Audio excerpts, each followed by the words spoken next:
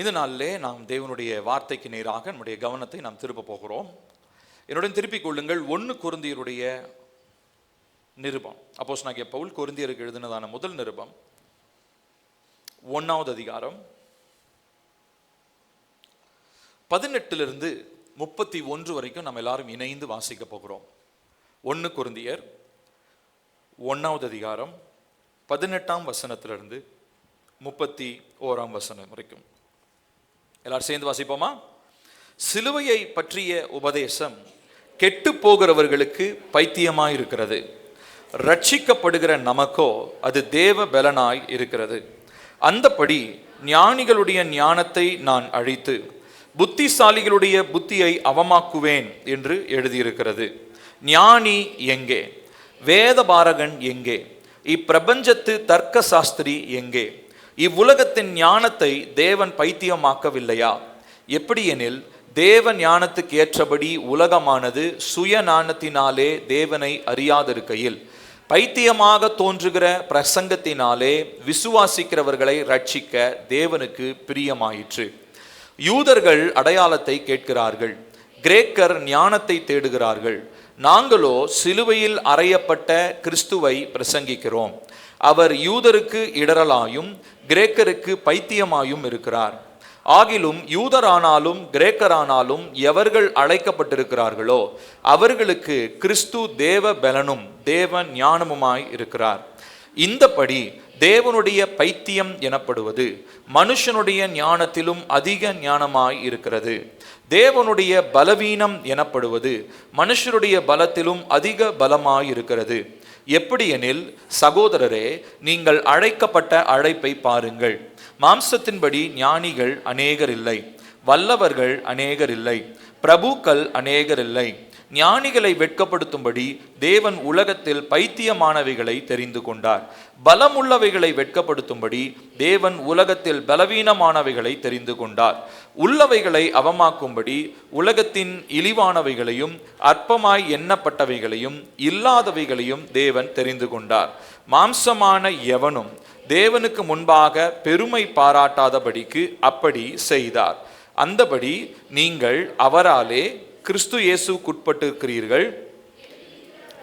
மேன்மை பாராட்டுகிறவன் கர்த்தரை குறித்தே மேன்மை பாராட்டத்தக்கதாக அவரே தேவனால் நமக்கு ஞானமும் நீதியும் பரிசுத்தமும் மீட்புமானார். கண்களை மூடி ஒரு நிமிஷம் ஜெபிக்க போறோம். ஆவியானவரே, இந்த வசனத்தை எங்களுக்கு எழுதி கொடுத்தவர் நீங்க தான்ப்பா. இந்த வார்த்தையினாலே நம்முடைய பிள்ளைகளாக எங்களுக்கு நீர் என்ன பேச சித்தமா இருக்கிறீரோ அதை நீர் பேசும். ஆவியானவரே, உம்முடைய விருப்பத்திற்கு எங்களை முழுவதுமாய் அர்ப்பணிக்கிறோம். கர்த்தர் எழுந்தருளுவீராக, சத்துருக்கள் சிதறடிக்கப்படுவார்களாக. எங்கள் சிந்தையை கட்டுப்படுத்துகிற, எங்களுடைய எண்ணங்களை ஆளுகை செய்ய நினைக்கிற சத்ருவின் எல்லா தந்திரங்கள் அழிக்கப்பட்டு நாங்கள் முழு கவனத்தோடு ஒரு மனதோடு கர்த்தருடைய ஆவியானவர் பேசுகிறதை தெளிவாக கவனித்து கீழ்ப்படுகிறவர்களாய் கர்த்தர் நீர் எங்களை மாற்றும். நீரே உயர்ந்தரும். இயேசுவின் நாமத்தில் கேட்கிறோம் நல்ல பிதாவே, ஆமென். நம்ம எல்லாருக்குமே சுவிசேஷத்தை கேள்விப்பட்டு சுவிசேஷத்தினுடைய அடிப்படையில் இயேசுவை ஏற்றுக்கொண்டு இந்த சபையில் நீங்கள் அங்கத்தினர்களாக இருக்கிறீங்க. இங்கே இருக்கிற நம்ம உங்கள் எல்லாருக்கிட்டையும் சுவிசேஷனா என்ன அப்படின்னா எல்லாருக்குமே சொல்ல தெரியும் ஓரளவுக்கு நாச்சும். இயேசுவை பற்றி அறிந்து கொள்வது, இயேசுவை ஏற்றுக்கொள்வது, இயேசுவை போல வாழ்வது, இப்படி பல காரியங்களை நம்ம ஒவ்வொருத்தராக நம்ம கேட்டோம்னா கண்டிப்பாக சொல்ல முடியும். ஆனால் இந்த உலகத்தை பொறுத்த வரைக்கும் உபதேசம் இல்லைன்னா சுவிசேஷம் அப்படின்றது ஒரு புரியாத, இன்னும் சொல்ல போனால் அது பைத்தியக்காரமான ஒரு விஷயமாக இருக்கிறது. அது அவங்களுக்கு அர்த்தமற்ற ஒரு காரியமாக இருக்கிறது. நம்ம இயேசுவை பற்றி சொல்லும் பொழுது அவர்களுடைய சிந்தைக்குள்ள புரியாமல் இருக்கிறதுக்கு காரணம் என்ன அப்படின்னா, அவர்களுடைய மூளை பகுதி, அவர்களுடைய சிந்தனை அடைக்கப்பட்டு இருள் அடைஞ்சிருக்கிறதுனால சுவிசேஷம் அவங்களுக்கு என்ன பண்ணலைங்க, சொல்லப்பட்ட அவங்களுக்கு புரியல. இப்போ நீங்கள் எத்தனையோ பேர்கிட்ட இயேசுவை பற்றி சொல்லியிருப்பீங்க, கரெக்டாக? நம்ம வாழ்க்கையில் பிரச்சனைகள் இருந்தாலும் நம்ம நிறைய இடங்களில் இயேசுவை பற்றி சொல்லியிருக்கிறோம். அப்போ சொன்ன எல்லா இடத்துலையுமே நம்மளை பாசிட்டிவாக ஏற்றுக்கொண்டாங்களா அப்படின்னா கிடையாது. பல இடங்களில், முக்கால்வாசி இடங்களில் நமக்கு என்ன தான் வந்திருக்கும், எதிர்ப்புகள் வந்திருக்கும், ஏளனங்கள் வந்திருக்கும், கிண்டல் அடிச்சிருப்பாங்க, நம்மளை பார்த்து சிரிச்சிருப்பாங்க, இல்லைன்னா ஏதாவது ஒரு காரியங்களை சொல்லியிருப்பாங்க. ஏன்னா இந்த உலகம் என்ன பண்ணுது அப்படின்னு சொல்லி பார்த்தீங்கன்னா, அதிகாரத்தையும் அறிவையும் இன்ஃப்ளூயன்ஸ், பவர் பணபலம், படைபலம், ஆள்பலம், இந்த மாதிரி பலமுள்ள காரியங்களுக்கு தான் இந்த உலகம் என்ன பண்ணணும்னா எப்பயுமே முக்கியத்துவம் கொடுக்கும். மற்றபடி பலமில்லாத காரியங்களை இந்த உலகம் ஒரு நாளும் ஏற்றுக்கொள்ளாது. இப்போ உதாரணத்திற்கு இயேசு இந்த பூமிக்கு வரும்பொழுது அவர் ரொம்ப ஏழ்மையான நிலையில வந்தார். பிறந்தது மாட்டு தொழுவத்தில், இருந்தது பெரிய மாட மாளிகைலாம் கிடையாது. இன்ஃபேக்ட் அவர் ரொம்ப ரொம்ப இன்னொரு வார்த்தை தெளிவாக சொல்றாரு, அதாவது மனுஷகுமாரனுக்கு தலை சாய்க்க இடம், அப்படின்னா ரெஸ்ட் பண்றது கூட எனக்கு வீடு இல்லை. ஸோ அவர் வாழ்ந்த வாழ்க்கை ரொம்ப எளிமையான ஒரு வாழ்க்கை. எங்கேயுமே அவர் ஒரு செல்வமான ஒரு செழிப்பான ஒரு வாழ்க்கை அவர் வாழவே இல்லை. செல்வத்தை பற்றி அவர் எச்சரித்திருக்காரே ஒழிய செல்வத்தை அனுபவிக்கக்கூடிய ஒரு வாழ்க்கையை அவர் வாழலை. ஏன்னா அவர் நமக்கு எல்லாவற்றிலும் முன்மாதிரியாக இருக்கிறனால இதுலேயும் நம்ம அவரை கவனித்து பார்க்கணும். அப்போது இந்த அமைதலாக இருப்பதோ, இந்த ஏழ்மையாக இருப்பதோ உலகத்தை பொறுத்த வரைக்கும் எப்படி பார்க்கப்படுது அப்படின்னா பைத்தியக்காரத்தனமாக இது பார்க்கப்படுகிறது. இந்த மனுஷனுக்கு இருந்த வல்லமைக்கு இவர் என்ன வேணால் பண்ணியிருக்கலாம், ஆமாம் தானே? இயேசுவுக்கு இருந்த வல்லமைக்கு அவர் உலகத்தையே ரெண்டா பிளந்திருக்கலாம், என்ன வேணா பண்ணியிருக்கலாம். அவர் சொல்றாரு, பிலாத்துவனுடைய பிலாத்து முன்னாடி நிற்கும் போது அவர் சொல்றாரு, எனக்கு இந்த தூதர்களை பிதாவின் இடத்துல நான் வேண்டிக் கொள்ளும் பொழுது எனக்காக அவர் தூதர்களுடைய சேனையை அனுப்ப மாட்டார் நீ நினைச்சிட்டு இருக்கிறியா அப்படின்றார். அவரால் எல்லாமே முடிந்தது. ஆனால் அதை வெளிப்படுத்தி தன்னுடைய பலத்தை அவர் காண்பிக்க அவர் விருப்பப்படலை. ஏன்னா ஒரு நாளுமே இந்த இன்ஃப்ளூயன்ஸ், அதாவது இந்த அதிகாரத்தினாலேயும் பணத்தினாலேயும் பலத்தினாலும் ஒரு நாளும் நம்ம என்ன பண்ண முடியாதுன்னா எதையுமே என்ன பண்ண முடியாதுன்னா சாதிக்க முடியாது. இன்னைக்கு நம்மளை சுற்றி நடக்கக்கூடிய மனுஷங்களை பாருங்க, எல்லாருமே அதிகாரத்துக்கு பின்னாடி, பணத்துக்கு பின்னாடி, அழகுக்கு பின்னாடி ஏதோ ஒரு காரியம், அழிந்து போகக்கூடிய ஒரு காரியத்தினாலே தங்களுடைய வாழ்க்கைக்கு அர்த்தம் சேர்த்து கொள்ளதான் மனிதன் ஓடிக்கொண்டே இருக்கிறான். ஆனால் சுவிசேஷம் அப்படி கிடையாது. இயேசு கிறிஸ்து நமக்கு கற்றுக் கொடுத்த முறைமையும் அப்படி கிடையாது. அது முற்றிலும் இந்த உலகம் எதிர்பார்க்கிற அந்த அமைப்பிற்கு எதிர்மறையான ஒரு காரியம். அது இங்க ரொம்ப நீ பலமா இருந்தாதான் நீ பெரிய ஆளு அப்படின்னா ஏசப்பாவுடைய வார்த்தை சொல்லும், நீ பலமா இருக்க வேண்டிய அவசியம் இல்லை, நீ பலவீனன்றதை நீ ஒத்துக்கோ அப்படின்றாரு.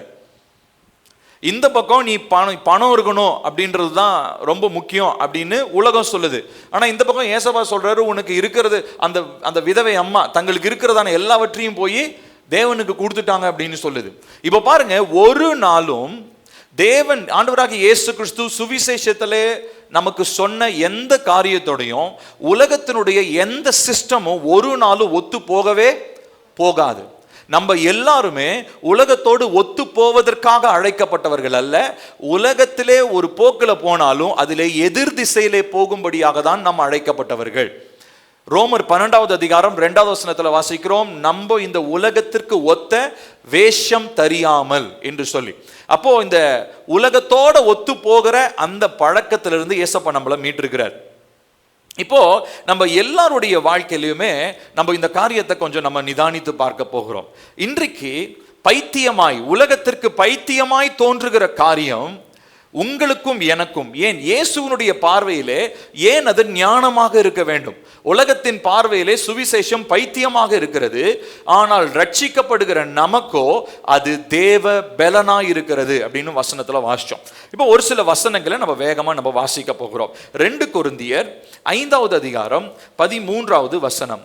2 கொரிந்தியர் 5வது அதிகாரம் 13வது வசனம். நாங்கள் பைத்தியம் கொண்டவர்கள் என்றால் தேவனுக்காக அப்படி இருக்கும், தெளிந்த புத்தி உள்ளவர்கள் என்றால் உங்களுக்காக அப்படி இருக்கும். திரும்ப வாசிப்போம். நாங்கள்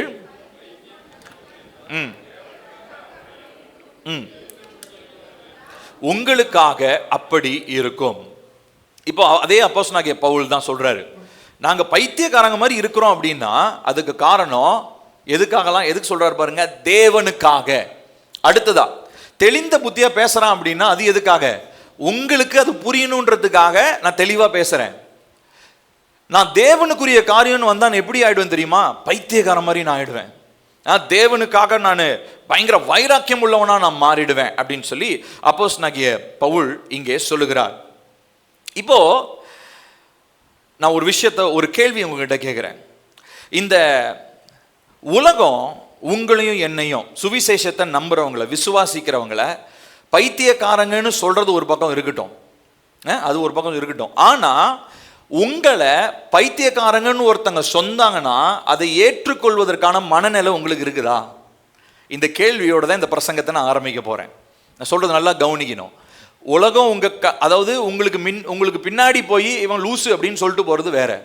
ஆனா உங்க முன்னாடியே ஒருத்தன் பைத்தியம் பிடிச்சவனாட்டம் பேசுறியே அப்படின்னு சொல்லும் போது அதை ஏற்றுக்கொள்ளக்கூடிய மனநிலை உங்களுக்கு இருக்கிறதா? நான் உங்கள்கிட்ட தான் கேள்வி கேட்கிறேன், சொல்லுங்க. உங்க முன்னாடியே உங்களை ஒருத்தங்க சொந்தக்காரங்க நீங்க இயேசுப்பாவை பின்பற்றுவதனால இல்ல உலக பிரகாரமான காரியங்களை செய்யாம நம்ம தேவனுடைய வார்த்தைக்கு கீழ்ப்படுகிறதுனால நம்ம முதுகுக்கு பின்னாடி பேசினா நம்ம அதை கண்டுக்க மாட்டோம், ஏதோ பேசிட்டு போட்டோம் போ அப்படின்னு. ஆனா உங்க கண்ணு முன்னாடியே ஒருத்தங்க வந்து மென்டல் ஆயிடுச்சா, உனக்கு லூஸ் ஆயிட்டியா, பைத்தியம் ஆயிட்டியான்னு சொன்னா நீங்க அதை என்ன பண்ணுவீங்க? எப்படி அதை ஏற்றுக்கொள்வீர்கள்? இந்த கேள்வி யோசிங்க.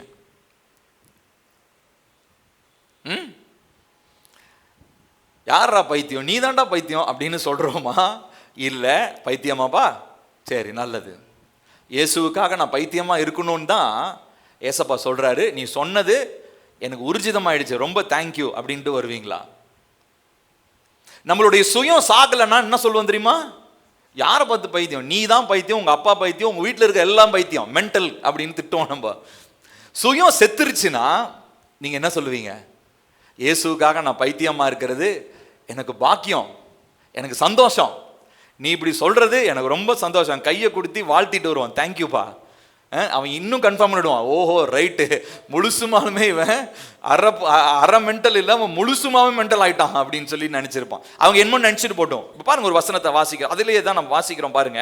18ஆம் வசனத்தில் வாசிச்சோம், சிலுவை பற்றிய உபதேசம். 1 கொரிந்தியர் 1:18. சிலுவையை பற்றிய உபதேசம் கெட்டு போகிறவர்களுக்கு, கொஞ்சம் சத்தமா வாசிங்க, யாருக்கு? கெட்டு போகிறவர்களுக்கு பைத்தியமா இருக்கிறது, ரட்சிக்கப்படுகிற நமக்கோ அது தேவனுடைய பலனாய் இருக்கிறது. So basically Paul is trying to say that cross divides humanity. மனு குலத்தை ரெண்டாக பிரிக்கிறது சிலுவை. மனுஷங்கள்லாம் ஒன்னா இருக்கணும்னு தான் ஏசப்பா நினைக்கிறாரு. ஆனா சிலுவை பற்றி உபதேசம் சொன்ன உடனே என்ன ஆகுது? பிரிவினை வருது. அப்ப சிலுவை பத்தியே பேச வேணாமா? யோசிச்சு பாருங்க. நம்ம எல்லாரும் ஒண்ணுங்க, உங்க சாமி எங்க சாமி எல்லாம் ஒரே சாமிங்க அப்படின்னு போனீங்கன்னா எல்லாம் உங்களை என்ன பண்ணுவாங்க? சே, இவன் தான் ஏன் உண்மையான ஆளு, எவ்வளோ நேசிக்கிறான் பாரு எங்களை அப்படின்னுவோம். நீங்க என் கோயிலுக்கு வாங்க, நாங்க உங்க கோயிலுக்கு வரேன், நீங்க எங்க சாமியை கும்பிடுங்க, நாங்க உங்க விக்கிரகத்துக்கு முன்னாடி என்ன பண்றோம்? கும்பிடுறேன்னு சொல்லி பாருங்க, உங்களை எல்லாம் ஏத்துக்குவாங்க, உங்களை யாருமே பகச்சிக்க மாட்டாங்க. நீங்க அவங்களுடைய கோயிலில் கூழ் ஊத்தும் போது போய் குடிக்கலாம், உங்க உங்க உங்க சர்ச்சில் பிரியாணி போடும்போது அவங்களும் வந்து சாப்பிடுவாங்க. அப்படியே எவ்வளோ ஒரு ஒற்றுமையா இருக்கும்ல. இதை ஏசப்பா ஒரு நாளும் ஆதரிக்கவே இல்லை, ஒரு நாளும் ஏசப்பா இப்படி செய்யணும்னு சொல்லவே இல்லை. ஏன்னா அவர் சொன்ன ஒரு காரியம், சிலுவையின் உபதேசம் வரும் பொழுது இந்த உலகம் உங்களை பகைக்கும். இந்த உலகத்துல மனுக்குலத்தை ரெண்டா பிரிக்கிறது சிலுவை தான், கிராஸ் தான். சிலுவையை பற்றியதான உபதேசம் பைத்தியக்காரங்களை தனியா பிரிச்சிருது, உலகத்துல ஞானவான்களா இருக்கிறவங்கள தனியா பிரிச்சிருது. சிலுவைக்காக பைத்தியமா இருக்கிற ஒரு கூட்டம், உலகத்திற்காக ஞானியை போல இருக்கிற ஒரு கூட்டம். கடைசி வரைக்கும் இந்த உலகத்துல என்னை பைத்தியக்காரன் தான் சொல்லுவாங்க, எனக்கு அதை பத்தி கவலை இல்லை. காரணம், சிலுவையின் உபதேசம் என்னுடைய இருதயத்தை மாற்றி இருக்கிறது. சிலுவையில எனக்காக மரித்த நேசர் யார் என்பதை நான் அறிந்திருக்கிறேன். Because I have a definite conviction about my savior, என் இரட்சகரை குறித்த ஒரு தெளிவான உணர்வு என் இருதயத்தில் இருப்பதினாலே சிலுவையின் நிமித்தமாய் ஒருத்தன் என்னைய பைத்தியக்காரன் சொன்னாலும் அதை நான் சந்தோஷமா என்ன பண்ணிக்கிறேன்? ஏத்துக்கிறேன். சரிங்களா? இப்போ ஒரு சில காரியங்களை நம்ம பார்க்க போகிறோம். இப்போ ஒரு சில விஷயங்களை நான் சொல்றேன், கொஞ்சம் யோசிச்சு பாருங்க. இதெல்லாம் மனிதனுடைய பார்வையில ஏற்றுக்கொள்ள முடியாத ஒன்று. முதலாவது விஷயம், தெய்வம் மனிதனாகுதல். கரெக்டா? தெய்வம் வானத்தையும் பூமியும் படைச்ச தெய்வம் மனுஷனாகிறாரு. வார்த்தையாகிய தெய்வம் மாம்சமா வந்தார். இந்த விஷயத்தை மனுஷனால புரிந்து கொள்ளவே முடியாது. அதுதான் நம்ம இன்கார்னேஷன் அப்படின்னு சொல்றோம். அதாவது அந்த அந்த ஒரு அவதாரம். இப்போ நம்ம கிறிஸ்மஸை கூட நம்ம கிறிஸ்மஸ்னு சொல்லாம அவதார நாள் வாழ்த்துக்கள், திரு அவதார நாள் வாழ்த்துக்கள்னு சொல்லுங்கன்னு சொல்லியிருக்கோம் இல்லையா? அதே மாதிரி இப்போ அடுத்து வரப்போகுது உயிர்த்தெழுதல் நாள். அது ஈஸ்டர்னு சொல்லக்கூடாது, என்னன்னு சொல்லணும்? ரிசரக்ஷன் சண்டே, உயிர்த்தெழுந்த நாள்னு தான் சொல்லணும். சரிங்களா? ஓகே. சரி, இப்போ கவனிங்க. இப்போ முதல் விஷயம் நீங்க யோசிச்சு பாருங்க, இது மனுஷனுக்கு புரியாது. why should God become a man? வானத்தையும் பூமியும் உண்டாக்கின கடவுள் எதுக்கு மனுஷனா வரணும்? முதல் கேள்வி மனுஷனுக்கு புரியாது, உலகத்துக்கு புரியாது. ரெண்டாவது கேள்வி, எதுக்கு அப்படியே வந்தாலும் எதுக்கு பரிதாபமா அரை நிர்வாணமா எதுக்கு சிலுவையில தொங்கணும்? அவரே கடவுளா இருந்திருந்தா அவர் எல்லாத்தையும் பிச்சு பிடுங்கி போட்டு அவர் என்ன பண்ணிருக்கணும்? அவர் மாஸ்க் காட்டி இருக்கணுமா இல்லையா? ஆனா அங்க அவர் என்ன பண்றாரு? பரிதாபமா தொங்குறாரு. இத்தனைக்கும் அவர் முன்னாடி பார்த்து ஏளனமா பேசுறாங்க, சிரிக்கிறாங்க, அதையெல்லாம் ஏத்துக்கிட்டு அப்படியே ரொம்ப பரிதாபமா தொங்குறாரு. கடவுள் எதுக்கு பரிதாபமா தொங்கணும்? இது மனுஷனுக்கு புரியாது. அடுத்து மூன்றாவதாக, அவர் அந்த பரிதாபமா தொங்கி ரத்தத்தை சிந்தி நமக்கு ரட்சிப்பை கொடுத்தாரு. அந்த ரட்சிப்பு விசுவாசத்தினாலே அப்படின்றத உலகத்தில் இருக்கிற மனுஷனுக்கு புரியவே புரியாது. இப்ப எல்லாரும் இங்க வந்த உடனே இப்பதான் கொஞ்சம் கிராஸ் வச்சிருக்கிறோம், அது அழகுக்கு தான், கும்பிடுறதுக்கு கிடையாது. இப்ப எல்லாரும் சபைக்குள்ள வந்த ஆலயத்துக்குள்ள வந்த உடனே முதல்ல என்ன தேடுவாங்க? ஒரு சிலுவையை தேடுவாங்க, இல்ல சிலுவையில் ஒரு சொரூபத்தை தேடுவாங்க. ஏனென்று சொன்னால் கோவில் இருந்தா கோவிலுக்குள்ள என்ன இருக்கணும்? சாமி இருக்கணும். சாமி எங்கப்பா காணமே அப்படின்னு தேடுவாங்க. ஆனா நம்மளை பொறுத்த வரைக்கும் பைத்தியக்காரர்களாகிய நமக்கு, நல்லா கவனிக்கணும், பைத்தியக்காரர்களாகிய நமக்கு அவர் சொன்ன வார்த்தையின்படி நாம் ஜெபிக்கிற இடங்களில் எல்லாம் அவர் என்ன பண்றாரு?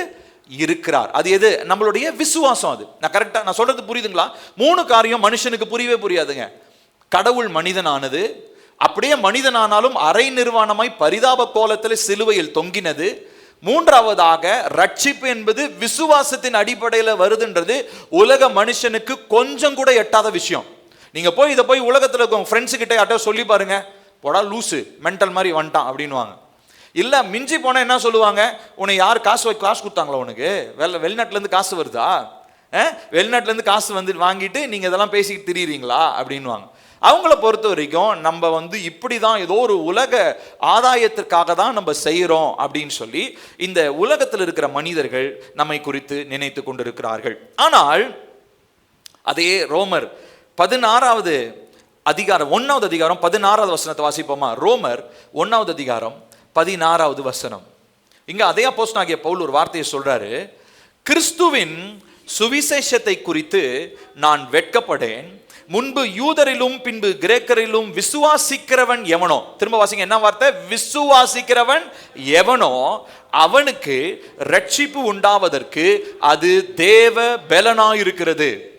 அப்போ இந்த சிலுவை தேவன் மனுஷனா மாறினது, அரை நிர்வாணமா சிலுவையில தொங்குனது, விசுவாசத்தினால ரட்சிப்புன்றது சாதாரணமான ஒரு விஷயம் இல்லை. உலகத்திற்கு இது பைத்தியம், உலகத்திற்கு புரிந்து கொள்ளாத முடியாத ஒரு விஷயம். ஆனால் அப்போஸ்தலனாகிய பவுல் சொல்றாரு, எனக்கு தேவ பலன்னு சொல்றாரு. அடுத்ததா, அதை குறித்து நான் வெட்கப்படுவதில்லை. I am not ashamed for the gospel. சுவிசேஷத்திற்காக நான் வெட்கப்படுவது இல்லை அப்படின்றத அவர் சொல்றாரு.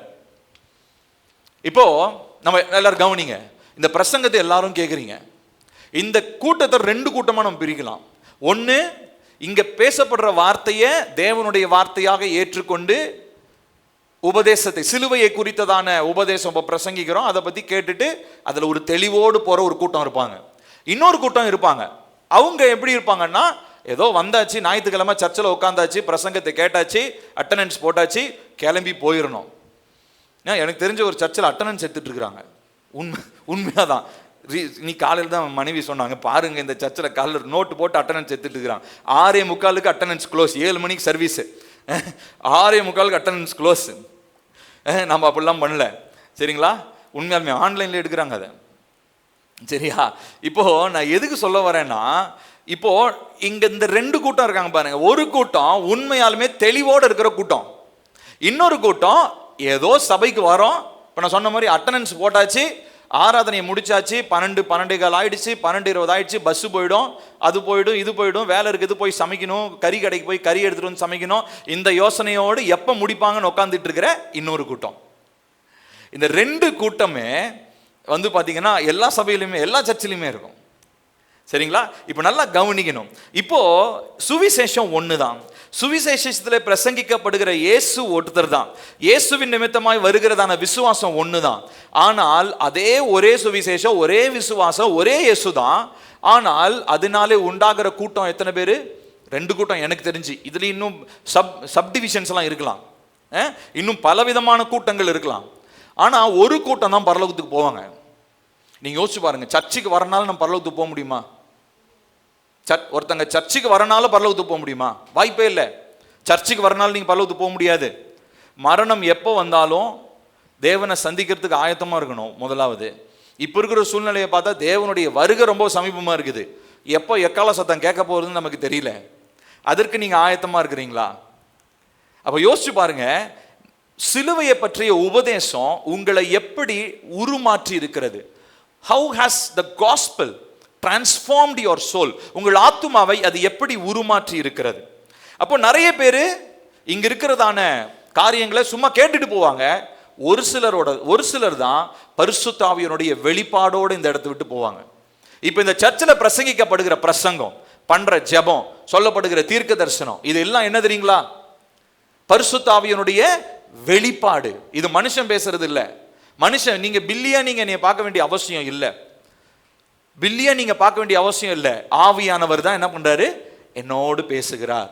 ஆவியானவர் சபைக்கு தெளிவாய் பேசுகிறார் என்ற ஒரு தெளிவு நமக்கு இருக்கணும். ஸோ முதலாவது நாம் பார்த்த ஒரு காரியம், சிலுவை என்பது மனுக்குலத்தை ரெண்டாய் பிரிக்கிறது. அடுத்ததாக, தேவன் மனுஷனுடைய ஞானத்தை அவர் எப்படி பார்க்கிறாருன்னு சொல்லி நம்ம பார்க்கலாம். பாருங்க, அதே 19 வசனத்தை திரும்ப வருவோம். 1 கொரிந்தியர் 1:19, ஞானிகளுடைய ஞானத்தை நான் அழித்து, சேர்ந்து வாசிப்போமா? 1 கொரிந்தியர் 1:19, ஞானிகளுடைய ஞானத்தை நான் அழித்து புத்திசாலிகளுடைய புத்தியை அவமாக்குவேன். அடுத்ததா, ஞானி எங்கே? வேதபாரகன் எங்கே? இப்பிரபஞ்ச தர்க்க சாஸ்திரி எங்கே? இவ்வுலகத்தின் ஞானத்தை தேவன் பைத்தியமாக்கவில்லையா? எப்படி எனில், தேவன் ஞானத்துக்கு ஏற்றபடி உலகமானது சுய ஞானத்தினாலே தேவனை அறியாதிருக்கையில் பைத்தியமாக தோன்றுகிற பிரசங்கத்தினாலே விசுவாசிக்கிறவர்களை ரட்சிக்க தேவனுக்கு பிரியமாயிற்று. இந்த உலகத்துல ஏசப்பா வந்தார் இல்லையா? ஏசப்பா இந்த பூமிக்கு வந்தார் இல்லையா? அந்த டைமுக்கு முன்னாடி, அதாவது மல்கியாவிலிருந்து அந்த மத்தேயு சுவிசேஷம் எழுதப்படுற அந்த காலம் 400 வருடங்கள்னு சொல்லப்படுது. அந்த காலத்துல தான் உலகத்துல பெரிய பெரிய தத்துவ ஞானிகள் உண்டானாங்க. உலகத்தின் பெரிய தத்துவ ஞானிகள் அரிஸ்டாட்டில், கலீலியோ, பிளாட்டோ, சாக்ரட்டிஸ் என்கிறதான பெரிய கிரேக்க தத்துவ ஞானிகள் தான் உலகத்தில் இருக்கிற மற்ற எல்லாருக்குமே தத்துவங்களை கற்றுக் கொடுத்தவங்க. அவங்கள மாதிரி தத்துவம் யாருமே பேச முடியாது உலகத்துல. அப்படிப்பட்டதான பயங்கர அறிவு மேதாதைகள் அவர்கள் எல்லாம் உருவான காலம் எப்ப? இயேசுக்கு முன்னாடி. இயேசு கிறிஸ்து மனுஷனாய் பிறக்கிறதுக்கு முன்னாடியே அவங்க இந்த பூமியில அவங்க இருந்தாங்க. இப்போ அவங்களுடைய ஞானம் எல்லாம் இருந்துச்சு. அவங்களுடைய ஞானம், அவங்க வாயிலிருந்து வந்த வார்த்தைகள் எல்லாம் அந்த ஊர்ல ரோம தேசத்துல பேசிக்கிட்டு தான் இருக்கிறாங்க. இப்போ அவங்கள சேலஞ்ச் பண்றாரு பவுல். என்னன்னு சேலஞ்ச் பண்றாரு பாருங்க, தேவன் ஞானத்துக்கு ஏற்றபடி உலகமானது சுய ஞானத்தினாலே தேவனை அறியாமல் இருக்கிறது. இப்ப கலீலேயோ, அரிஸ்டாட்டில், பிளாட்டோ, சாக்ரட்டிஸ் இவர்கள் சொன்ன தத்துவங்கள் ஒன்றும் ஒரு மனிதனையும் ரட்சிக்க வாய்ப்பே இல்லை. அது அவர்கள் பெற்ற ஞானம் நினைச்சிட்டு இருக்கிறாங்க. அந்த ஞானத்தினாலேயே தான் சிலுவையினுடைய உபதேசம் அவனுக்கு எப்படி தெரியுது? பைத்தியமா தெரியுது. ஆனா அடுத்தது என்ன சொல்றாரு? பைத்தியமாக தோன்றுகிற பிரசங்கத்தினாலே, அடுத்த வார்த்தை கவனிங்க, விசுவாசிக்கிறவர்களை, நீங்களும் நானும் விசுவாசிக்கிறோம். விசுவாசிக்கிறதுனாலே சிலுவையின் உபதேசம் நம்மை ரட்சிக்க போதுமானதா இருக்கிறது. நான் இன்னைக்கு ஒரு வித்தியாசத்தை உங்களுக்கு காண்பிக்க தான் இந்த பிரசங்கத்தை கர்த்தருடைய ஆவியானவர் என்னோடு பேச சொல்லி இருக்கிறார். ஏன்னா இந்த உலகம் கடும் அந்தகார நாட்களுக்குள்ளாக நுழைகிறது. நம்ம வேலை செய்கிறீங்க, உங்கள் பிள்ளைங்க ஸ்கூலில் காலேஜில் போய் படிக்கிறாங்க. அதுக்கப்புறம் உலக சமுதாயத்தில் பல தரப்பட்ட மக்களோடு நீங்கள் பழகுறீங்க.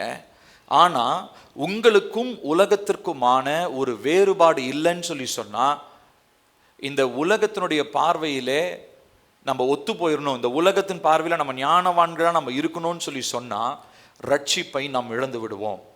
நீங்கள் என்னதான் ஆராதனைக்கு வரலாம், நீங்கள் என்னதான் பரிசுத்தவானாக இருக்கலாம், நீங்கள் என்னதான் பெரிய ஒரு கிறிஸ்தவ குடும்பத்தில் பிறந்தவங்களாக இருக்கலாம், உலகத்தோடு நம்ம ஒத்து போக ஆரம்பிக்கும் பொழுது நம்ம உலகத்திற்கும் ரட்சிக்கப்பட்டவனுக்கும் நடுவே இருக்கிறதான அந்த ஒரு மெல்லிய கோட்டை நம்ம தாண்டிடுறோம். அது தாண்டதே நமக்கு தெரியாது. எந்த இடத்துல காம்ப்ரமைஸ் பண்ணோனே நமக்கு தெரியாது. லிட்டில் காம்ப்ரமைசஸ், சின்ன சின்ன காரியங்களில் சமரசம் பண்ணி போகிறதுனாலே பெரிய விளைவுகள் நம்முடைய வாழ்க்கைக்குள்ளாக வருகிறதா இருக்கிறது. இன்னைக்கு நான் பேச போற இந்த செய்தியினுடைய முடிவில் நீங்க ஒரு விஷயத்தை நீங்க புரிந்து கொள்ளணும். அதுக்காக தான் இந்த செய்தி. இந்த உலகத்தோடு நான் என்ன பண்ண போறதில்ல, முதல்ல ஒத்து போக போறது இல்லை. உலகத்தோட ஒத்து போகிற காரியங்கள் ஏதாவது என் வாழ்க்கையில் இருக்குன்னா அது ஆவியானவரே நீங்க எனக்கு என்ன பண்ணுங்க, அடையாளப்படுத்துங்க. நான் அதை விட்டு என்ன பண்ணணும், நான் விலகணும். நானும் என் குடும்பமும் உங்களுடைய பார்வையில் நாங்கள் ஞானவான்களாக இருந்தால் போதும், உலகத்தின் பார்வையில் நாங்கள் எப்படி இருக்கணும், பைத்தியங்களாக நாங்கள் இருக்கணும். உலகம் எங்களை பைத்தியம்னு சொன்னாலும் பரவாயில்ல, எங்களுக்கு அதை பற்றி கவலை இல்லை. ஏன்னா தேவனை பற்றி தெரிந்தும் தேவனை பற்றி அறிந்தும் பல விதங்களிலே நம்ம கனி கொடுக்க வேண்டிய சூழ்நிலைகளிலே கனி கொடுக்காத பட்சத்திலே கர்த்தருடைய வார்த்தை சொல்லுது இல்லைங்களா, விளக்கு தண்டை உன்னிடத்திலிருந்து நான் என்ன பண்ணுவேன், அகற்றி விடுவேன், நீக்கி விடுவேன். நான் பார்த்துக்கிட்டே இருக்கிறேன், பொறுமையா இருக்கிறேன், ஆனா எப்பொழுது விளக்கு தண்டை அந்த வெளிச்சத்தை உன்னிடத்திலிருந்து நீக்குவேன் எனக்கு தெரியாது. ஸோ அப்போ அந்த கிருபையின் காலம் முடிவடைறதுக்கு முன்னாடி உலகத்தோடு ஒத்து போற சின்ன சின்ன சமரசங்களிலிருந்து வெளியே வருவதற்கு, உலகத்தின் பார்வையிலே பைத்தியங்களாக எண்ணப்படுவதற்கு நாம் ஆயத்தமாக இருக்கிறோமா? இந்த உலகத்தினுடைய மனிதர்கள் பாருங்க, ஏசாயா 29:14 நம்ம வாசிக்கிறோம். ஏசாயா 29:14, ஆதலால் இதோ நான் அற்புதமும் ஆச்சரியமுமான பிரகாரமாக இந்த ஜனங்களுக்குள்ளே ஒரு அதிசயத்தை செய்வேன். அவர்களுடைய ஞானிகளின் ஞானம் கெட்டு அவர்களுடைய விவேகிகளின் விவேகம் மறைந்து போகும் என்று ஆண்டவர் சொல்லுகிறார். இந்த பூமியில ரொம்ப பெரிய ஞானவானா இருக்கக்கூடிய மனுஷன், பெரிய அறிவாளியா இருக்கக்கூடிய மனுஷன், அவனுடைய ஞானமும் அவனுடைய அறிவும் கெட்டு சிலுவையை பற்றியதான உபதேசம், நிலை நிற்கிற காரியங்கள் சீக்கிரத்திலே வந்து கொண்டே இருக்கிறது. இப்போ ஹியூமன் விஸ்டம், மனித ஞானம் எதை தேடுகிறது, தத்துவங்களை தேடுகிறது. அடுத்ததாக புத்தி கூர்மை, இன்டெலெக்சுவல் சுப்பீரியாரிட்டி, புத்தி கூர்மையா அவர் இருக்கிறாரா அப்படின்னு பார்க்குறாங்க. அடுத்து மூன்றாவதாக செல்ஃப் சஃபிஷியன்ட், இவருக்கு இந்த படிப்பு போதும், இவர் இதுக்கு தகுதியானவர்ன்ற காரியங்களை பார்க்குறாங்களா. இப்போ உதாரணத்திற்கு ஒரு இடத்துக்கு ஒரு வேலைக்கு நீங்கள் இன்டர்வியூக்கு போறீங்கன்னா என்ன பண்ணுவாங்க, பலவிதமான டெஸ்ட் வைப்பாங்க இல்லையா, பலவிதமான தேர்வுகளை வைப்பாங்க, பலவிதமான கேள்விகளை கேட்பாங்க. எதுக்கு, நீங்கள் அந்த வேலை இருக்கக்கூடியதான எல்லா காரியத்தையும் உங்களால் சமாளிக்க முடியுமா, அவங்க கொடுக்குற வேலைகளை செய்ய முடியுமா, வரக்கூடியதான அழுத்தங்களை சமாளிக்க முடியுமான்ற பல கோணங்களிலே உங்களை இன்டர்வியூ எடுப்பாங்க. இப்ப அதே மாதிரி தான் இந்த உலகமும் நம்ம கிட்ட ஏதோ ஒரு விஷயத்தை எதிர்பார்த்து கொண்டே இருக்கிறது. ஆனா தேவன் என்ன தெரியுங்களா எதிர்பார்க்கிறாரு, ரொம்ப சிம்பிள், அவருடைய வார்த்தைக்கு கீழ்ப்படுகிறதான கீழ்ப்படிதல். அவர் நம்ம கிட்ட வேற எதுவுமே எதிர்பார்க்கல. ரொம்ப புத்தி கூர்மையா இருக்கணும், இவன் டிகிரி முடிச்சிருக்கணும், அவன் அதை எதுவுமே அவர் எதிர்பார்க்கல. எனக்கு தெரிந்த வசனத்தின்படி நான் எப்படி இருக்கணும், கீழ்ப்படிதல் உள்ளவனாக நான் இருக்கணும். ஸோ இந்த வித்தியாசத்தை, உலகத்திற்கும் நமக்குமான வித்தியாசத்தை ஏற்படுத்துறது ஃபர்ஸ்ட் ஆஃப் ஆல் கீழ்ப்படிதல். இந்த கீழ்ப்படிதல் இல்லாத பட்சத்தில் நிச்சயமா இந்த உலகத்தோடு நம்ம ஒத்து போகிற மனிதர்களாக நாம் இருந்து விடுவோம். மத்தேயு 11:25 வாசிக்க வேண்டாம், நம்ம எல்லாருக்கும் தெரிஞ்ச வசனம். ஒருவன் இந்த சிறியரில் ஒருவரை போல மாறாமல் இருந்தால் அவன் என்ன பண்ண முடியாது, பரலோக ராஜ்யத்திற்குள் பிரவேசிக்க முடியாது. அப்ப சின்ன குழந்தைக்கு பெரிய ஞானம்லாம் இருக்காது. சிம்பிள் ஃபெய்த், சொல்லுங்க என்னதுங்க, எளிமையான விசுவாசம். என்ன விசுவாசம்? ஆமா, மலைகளை பெயர்க்கத்தக்க விசுவாசம் இல்ல, எளிமையான விசுவாசம். இன்னும் அது ரொம்ப சிம்பிளா இன்னொரு வார்த்தை சொல்றாரு, கடுகளவு விசுவாசம் அப்படின்றாரு. இப்போ இந்த எளிமையான விசுவாசம் தான் உலகத்திற்கும் எனக்குமான ஒரு வித்தியாசத்தை ஏற்படுத்துகிறது. பாருங்க, கொலோசையர் எடுத்து வாசிப்போம். கொலோசையர் 2வது அதிகாரம் 8வது வசனத்துல இவ்விதமாய் அப்போஸ்தலனாகிய பவுல் சொல்றார். கொலோசையர் 2:8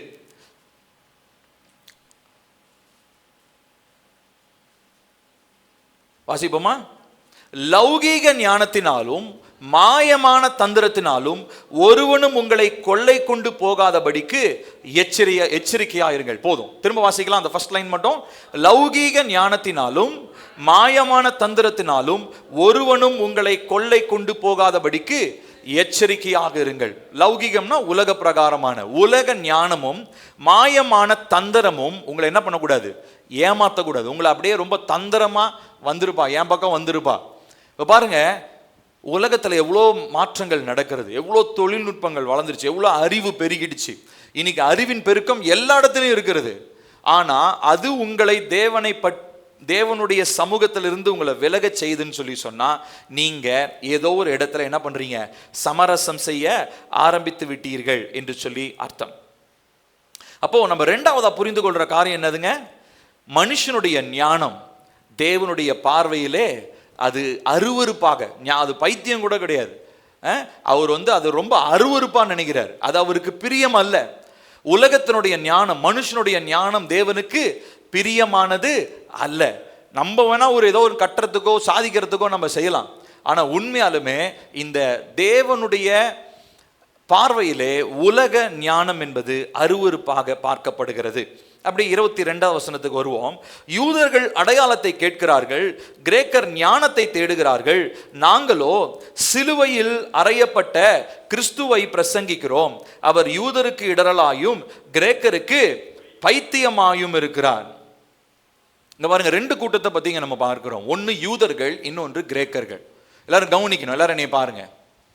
ரெண்டு கூட்டம். இப்ப நம்ம சர்ச்சிலையும் ரெண்டு கூட்டமா பிரிக்கலாம். ஒருத்தங்களுக்கு அற்புத அடையாளம் பார்த்தாதான் மண்டையில சூடு சொரணையே வரும்.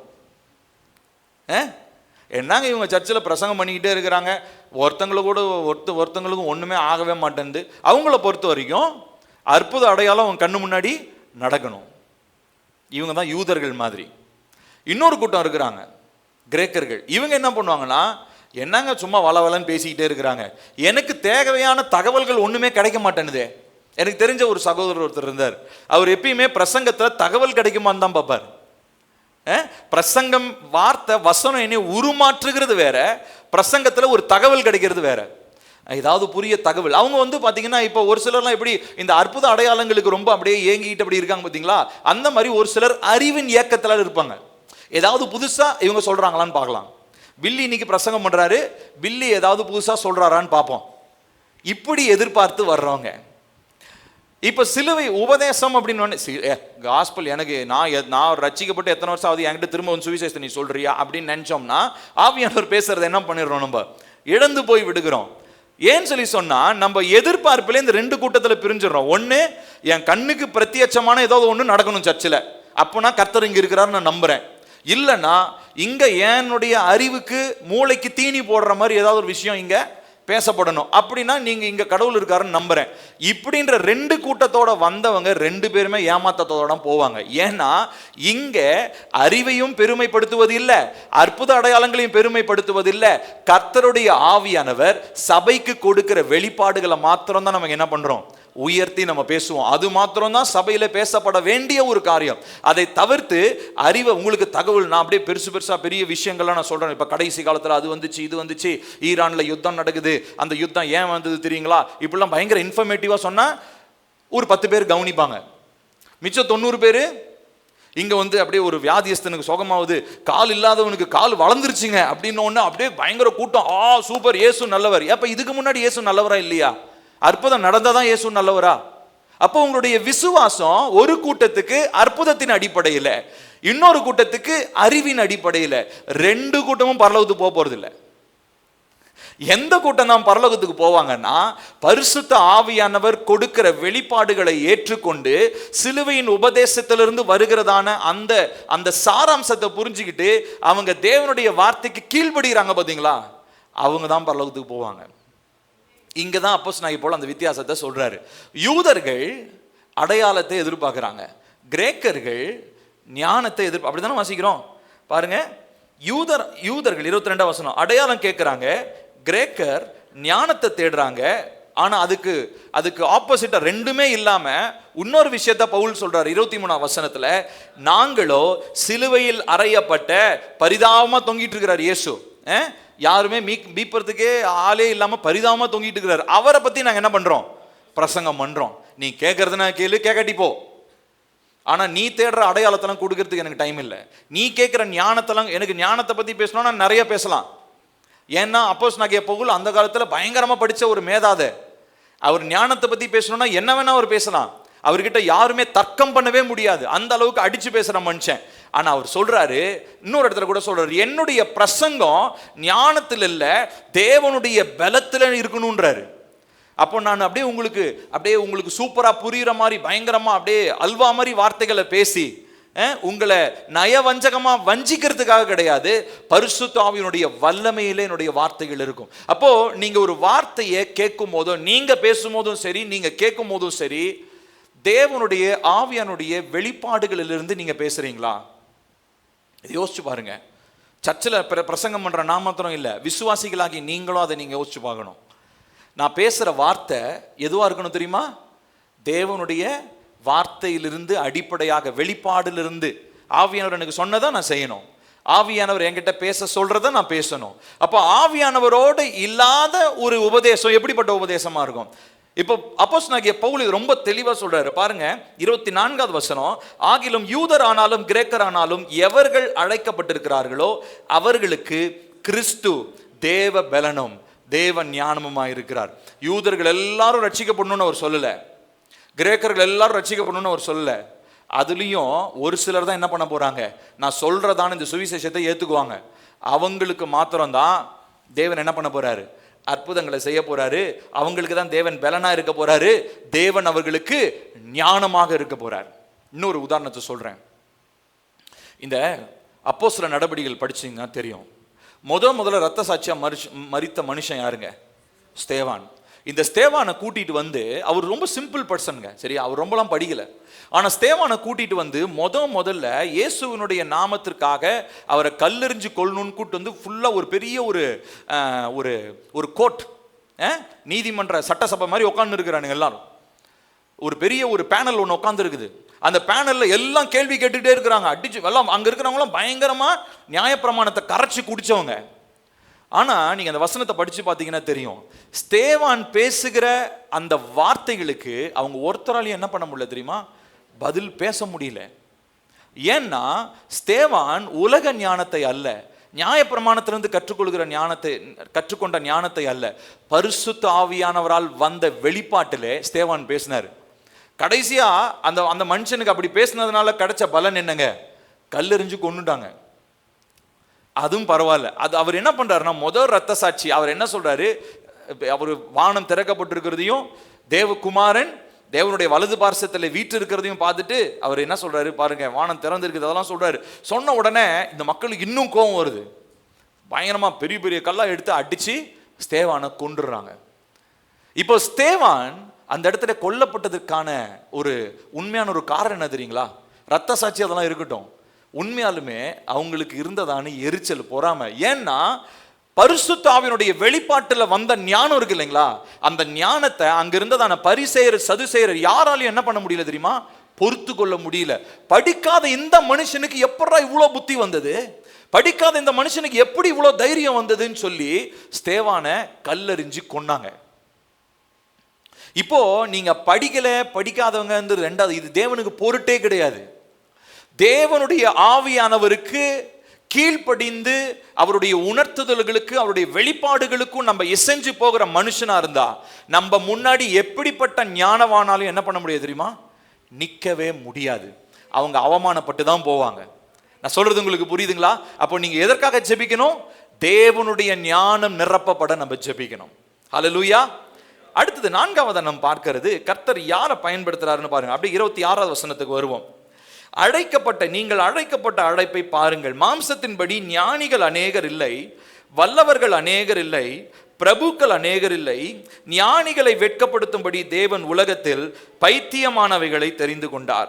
பலமுள்ளவைகளை வெட்கப்படுத்தும்படி தேவன் உலகத்தில் பலவீனமானவைகளை தெரிந்து கொண்டார். 28 வாசிங்க. உள்ளவைகளை அவமாக்கும்படி உலகத்தின் இழிவானவைகளையும். போதும் பாருங்க, தேவன் தெரிந்து கொள்ற மனுஷங்களாம் ரொம்ப ரொம்ப அவங்க உலகத்தினுடைய பார்வையில் ரொம்ப ரொம்ப லோ லைஃப்னு சொல்லுவாங்க. அதாவது யாருமே விரும்பப்படாத ஒரு வாழ்க்கை. இப்போ தாவீதை ராஜாவை கர்த்தர் தெரிந்தெடுத்தார். ஆனால் அதுக்கு முன்னாடி என்ன பண்ணிட்டு இருந்தார்? அவர் ஆடு மேய்ச்சிட்டு இருந்தார். மோசேவை எடுத்துக்கோங்க. மோசே என்ன பண்றாரு? அவர் அரண்மனையில் இருந்தவர் தான், ஆனால் அவருக்கு திக்குவை, வாயை திறந்த சரளமாக பேச முடியாது. ஆனால் தேவன் அவரை அவ தீர்க்கதரிசியை அழைச்சி தேவனுடைய வாயாக செயல்படும்படியாக மோசேவை அழைக்கிறார். அடுத்தது பேதுரு யாருங்க? படிக்காத மீன் பிடிக்கிற மனுஷன். ஆனா பேதுருவை கொண்டு கர்த்தர் பெரிய காரியங்களை செய்கிறார். இப்படி தேவனால பயன்படுத்தப்பட்ட மனிதர்கள் இவங்க எல்லாமே பார்த்தீங்கன்னா உலகத்தின் பார்வையிலே ரொம்ப அற்பமாக எண்ணப்பட்ட மனிதர்கள். 29வது வசனம், மாம்சமான எவனும் தேவனுக்கு முன்பாக பெருமை பாராட்டாதபடிக்கு. இப்ப புரியுதுங்களா? ஆண்டவர் ஏன் பலவீனரை தெரிந்து கொள்றாராம்? ஏன்னா பலமுள்ளவனை தெரிஞ்சுக்கிட்டா அவன் என்ன பண்ணுவான்? என்னன்னு பேசுவான்? என் பலத்துல இதை செஞ்சேன்டா, என்னுடைய படிப்புல இதை செஞ்சேன், எனக்கு இருக்கிற ஞானத்துல நான் செஞ்சேன்னு சொல்லி அவன் பெருமை பேசுவானான். ஆனா தேவன் என்ன பண்றாரு பாருங்க, உள்ளவைகளை 28 உள்ளவைகளை அவமாக்கும்படி உலகத்தின் இழிவானவைகள் அற்பமாய் எண்ணப்பட்டவைகளை இல்லாதவைகளையும் தேவன் தெரிந்து கொள்கிறார். இப்போ தேவன் உங்க எல்லாரையும் தெரிஞ்சு கொண்டிருக்கிறார். நீங்க எதேர்ச்சியா இந்த சபைக்கு வரலைங்க. ஆனா இங்க வந்து உங்களை உருவாக்கணும்னு நினைக்கிறார். உருவாக்குறதுக்கு நீங்க ஒப்பு கொடுக்குறீங்களா? உலகத்தோடு ஒத்து போறீங்களா? சின்ன சின்ன சமரசங்கள்ல உலகத்தோடு ஒத்து போறீங்களா? இல்ல பரிசுத்த ஆவியுடைய வெளிப்பாட்டுல கீழ்ப்படிதெல்லாம் நடக்கிறீங்களா? நான் இன்னைக்கு இந்த 2 கேள்விதான் முன்னாடி வைக்கிறேன்.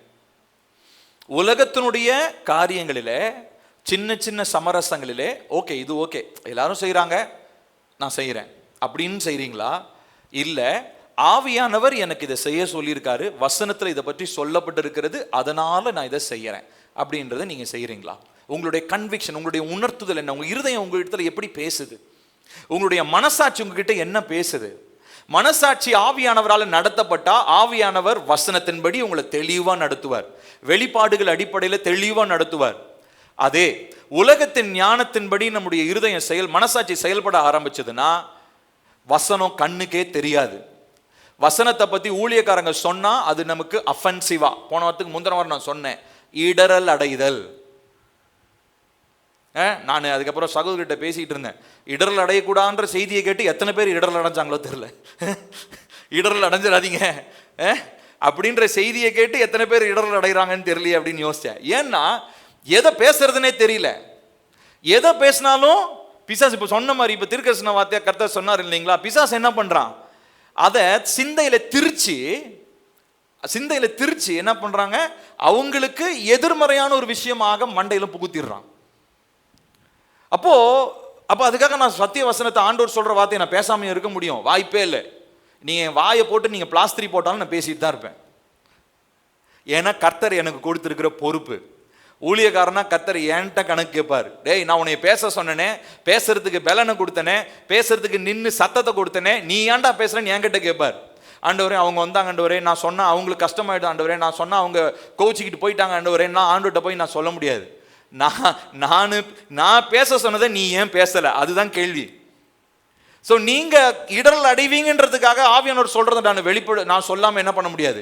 இருக்க முடியாது. அப்ப நீங்க ஒரு விஷயத்தை புரிஞ்சுக்கோங்க பிரியமானவர்களே, உங்களுடைய மனசாட்சியில 2 கிரியை செய்யும். ஒன்னு, பரிசுத்த ஆவியானவருக்கு விட்டு கொடுத்தீங்கன்னா வார்த்தையின்படி வெளிப்பாடுகளுக்கும் கீழ்ப்படிதலுக்கும் உங்களை நடத்துவார். இந்த பக்கம் உலகத்தினுடைய சமரசங்களால உலகத்தினுடைய காம்ப்ரமைஸ் சமரசம் பண்ணி போயிட்டோம் அப்படின்னா உலகத்தோடு ஒத்து போகிற ஒரு மனசாட்சி நமக்கு வந்துடும். எதுல நீங்க நான் நடுநிலையா இருந்துக்கிறேங்க, எனக்கு இங்கேயும் வேணாம் அங்கேயும் வேணாம்னா அதுவும் ஆபத்து தான். ஏசப்பா சொல்றாரு இல்லைங்களா, அந்த 7 சபைகள் எழுதும்போது ஒரு சபைக்கு சொல்றாரு, நீ அனலும் இல்லாமல் குளிரும் இல்லாமல் இருப்பதுனாலே உன்னை என்ன பண்ண போறேன்? என் வாயிலிருந்து நான் வாந்தி பண்ணி போட போறேன். ஒன்று இருக்கிறதா இருந்தா இங்க சர்ச்சுக்குள்ள அனலா இருக்கணும், இல்லைன்னா வெளியில போய் குளிரா இருந்துருங்க, ஒண்ணுமே எனக்கு எதுவுமே தேவையில்லைங்க, இயேசுவாவது ஒன்னாவது போயிடலாம். ஆனா உள்ள உட்காந்துக்கிட்டு அனலும் இல்லாமல் குளிரும் இல்லாமல் நம்ம அப்படியே இருக்கிறோம் அப்படின்னா அது நிச்சயமா தேவனுடைய பார்வையிலே ஏற்கப்படாத ஒரு விஷயம். எப்போ அவர் நம்மள வாந்தி பண்ணி போடாருன்னு நமக்கே தெரியாது, எப்போ கிருபையின் காலம் முடிவடையும் நமக்கே தெரியாது. அப்போ இன்னைக்கு நான் உங்களிடத்துல என்ன பண்ண போறேன்னா 3 காரியங்களை நான் சொல்ல போறேன். 3 காரியங்களை சொல்ல போறேன். இதை நீங்க உங்களுடைய என்ன சொல்றது லிமிட்டேஷனா வச்சுக்கோங்க, உங்களுடைய அளவுகோலா வச்சுட்டு அதை நீங்க தாண்டி போகும்போது உலகத்தோடு ஒத்து போகிறீங்கன்னு அர்த்தம். அதுக்குள்ள நம்ம இருந்துட்டோம் அப்படின்னா கர்த்தருடைய வசனத்துக்கு நம்ம கீழ்ப்படியோம்னு அர்த்தம். முதல் விஷயம், இயேசுவை பற்றி பேசுவதிலேயோ இயேசுவனுடைய வாழ்க்கையை வெளிப்படுத்துவதிலோ நமக்கு வெட்கம் இருக்கக்கூடாது. wherever you go. நீங்க ஸ்கூல்ல படிங்க, காலேஜில் படிங்க, வேலை செய்யுங்க, உங்க சொந்தக்காரங்க கிட்ட பேசுங்க. இயேசுவை பற்றி பேசுவதில் உங்களுக்கு என்ன இருக்கக்கூடாது? வெட்கம், தயக்கம் இருக்கக்கூடாது. முதல் விஷயம். அடுத்து இரண்டாவதா, தேவன் தருகிறதான பரிசுத்தத்தை உலகத்தின் பார்வையிலே பைத்தியமாக இருந்தாலும் அதை ஏற்றுக்கொள்ளுங்கள். உதாரணத்திற்கு இப்ப அந்நிய பாஷையில நம்ம ஜெபிக்கிறோம். ஆவியானுடைய வரங்கள்ல அந்நிய பாஷையில ஜெபிக்கிறவர்கள் உண்டு. இப்ப அத உலகத்துல இருக்கிற ஏன் கிறிஸ்தவங்களே நிறைய பேர் கிண்டல் அடிக்கிறாங்க. அவங்களுக்கு நிறைய ஃபாலோவர்ஸ் இருக்கிறாங்க. அதனாலதான் இந்த யூடியூப்ல எல்லாத்தையும் நீங்க கேட்காதீங்கன்னு நான் சொல்லுவேன். யூடியூப்ல பல பேர் பல பிரசங்கத்தை பண்ணிட்டு இருக்கிறாங்க. யூடியூப்ல பண்ற எல்லா பிரசங்கமும் தேவனுடைய ஆவியானவராலே வருவது அல்ல. நல்லா புரிஞ்சுக்கோங்க. வெகு சில ஊழியக்காரங்க மாத்திரம் தான் ஆவியானவருடைய வார்த்தைகளை அந்த யூடியூப்ல பேசுறாங்க. தயவு செய்து எல்லா பிரசங்கத்தையும், நான் வசனத்தை கேட்கிறேன்னு சொல்லி எல்லா பிரசங்கத்தையும் கேட்காதீங்க. அவங்க கிட்ட இருக்கிறதான தவறான ஆவிகளும் உங்களுக்குள்ள வரும். தந்திரமான பிசாசுனுடைய ஆவிகளும் பிரசங்கத்தின் வழியா வரும். ஏன்னா அவங்களுடைய ஆவி சரி கிடையாது. நான் பேர் போட்டு லிஸ்ட் எல்லாம் போட முடியாது. இந்த ஊழியக்காரங்கள் பாருங்க, இந்த ஊழியக்காரங்கள் போட சொல்ல மாட்டேன்.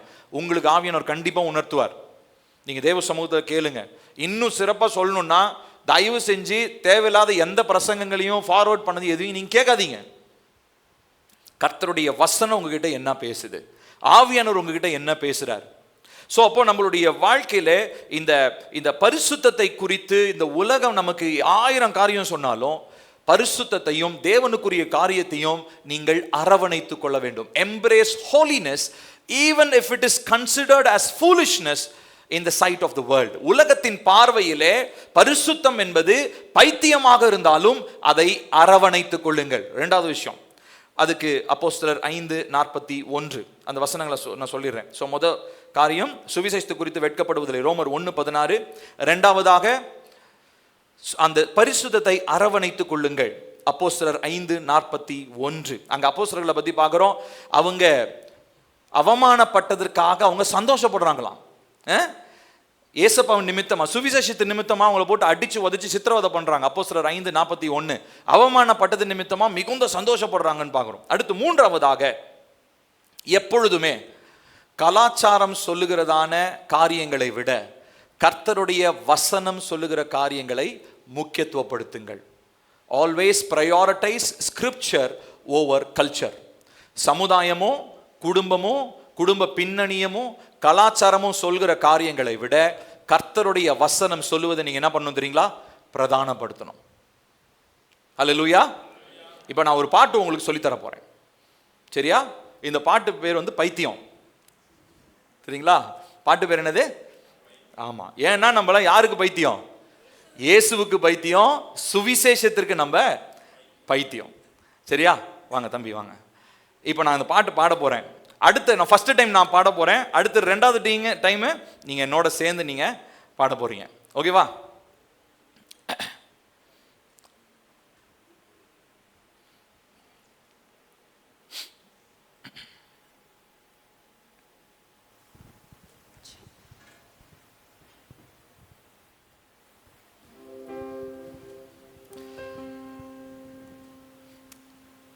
இந்த பாட்டை நல்லா கவனிக்கணும் நீங்க. அதுக்கப்புறமா என்னோட சேர்ந்து நீங்க இந்த பாட்டை நீங்க பாடலாம்.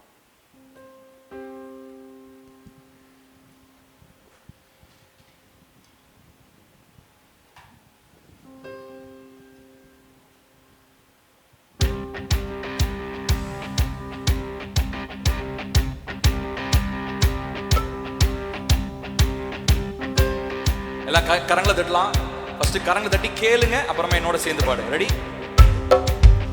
நான் இயேசுவுக்கு பைத்தியக்காரன், நீ யாருக்கு? பின் பெருமை புகழ் ஆஸ்தி குப்பை என்று தள்ளிடு. துரைத்து போடும் அழுக்கை போல காணப்பட்டாலும் பின் வாழ்வுக்காக உலகை வெறுத்து ஒதுக்கி தள்ளிடு. நான் இயேசுவுக்கு பைத்தியக்காரன், நீ யாருக்கு? பின் பெருமை புகழ் ஆஸ்தி குப்பை என்று தள்ளிடு. நீ துடைத்து போடும் அழுக்கை போல காணப்பட்டாலும் பின் வாழ்வுக்காக உலகை வெறுத்து ஒதுக்கி தள்ளிடு. பலவான்களை வெட்கப்படுத்தவே பலவீனரை இயேசு தெரிந்து கொண்டாரே. பலவான்களை வெட்கப்படுத்தவே பலவீனரை தேவன் தெரிந்து கொண்டாரே.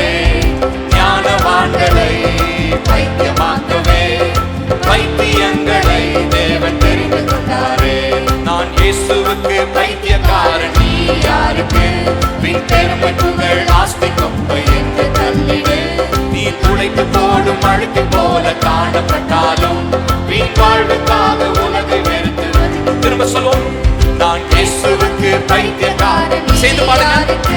வீண் பெருமை புகழ் ஆஸ்தி குப்பை என்று தள்ளிடு. நீ துடைத்து போடும் அழுக்கை போல காணப்பட்டாலும் வீண் வாழ்வுக்காக உலகை வெறுத்து. பலவான்களை படுத்தவே பலவீனரை தேவன் தெரிந்து கொண்டாரே. பலவான்களை படுத்தவே பலவீனரை தேவன் தெரிந்து கொண்டாரே. ஞானவான்களை பைத்தியமாக்கவே பைத்தியங்களை தேவன் தெரிந்து கொண்டாரே. நகையில பைத்தியம், புகையில பைத்தியம், உடையில பைத்தியம், எதற்கு நீ பைத்தியம்? மண்ணாச பைத்தியம், பெண்ணாச பைத்தியம், மயக்க மருந்து பைத்தியம், நீ எதற்கு பைத்தியம்? சாராய பைத்தியம், வீர சின்ன பைத்தியம், ரம்ம விஸ்கி பைத்தியம், எதற்கு நீ பைத்தியம்? காப்பி டீ பைத்தியம், பதவி ஆசை பைத்தியம், ஆளுக்காக பைத்தியம், நீ எதற்கு பைத்தியம்? தேவன் முன்னாலே உயர்ந்த ஆடைகள் பொட்டரித்து போகுமே, உலக ஞானமே தேவ பார்வையிலே உதவ பைத்தியம் என்று தேவன் தேவன் முன்னிலே உலக செல்வம் அழியுமே, உயர்ந்த ஆடைகள் பொட்டரித்து போகுமே, உலக ஞானமே தேவ பார்வையிலே உதவ பைத்தியம் என்று ஆகுமே. சினிமாவில பைத்தியம், சூதாட்ட பைத்தியம், பணத்துல பைத்தியம், எதற்கு நீ பைத்தியம்? கட்சியில பைத்தியம், வீண் பேச்சு பைத்தியம், குதிரை பந்தய பைத்தியம், நீ எதற்கு பைத்தியம்? ஆனந்த விகட பைத்தியம், ராணி புக்கு பைத்தியம், பேசும் படம் பைத்தியம், எதற்கு நீ பைத்தியம்? சாவி குங்குமம் பைத்தியம், குமுதம் மல்லிகை பைத்தியம், சினிமா எக்ஸ்பிரஸ் பைத்தியம், நீ எதற்கு பைத்தியம்?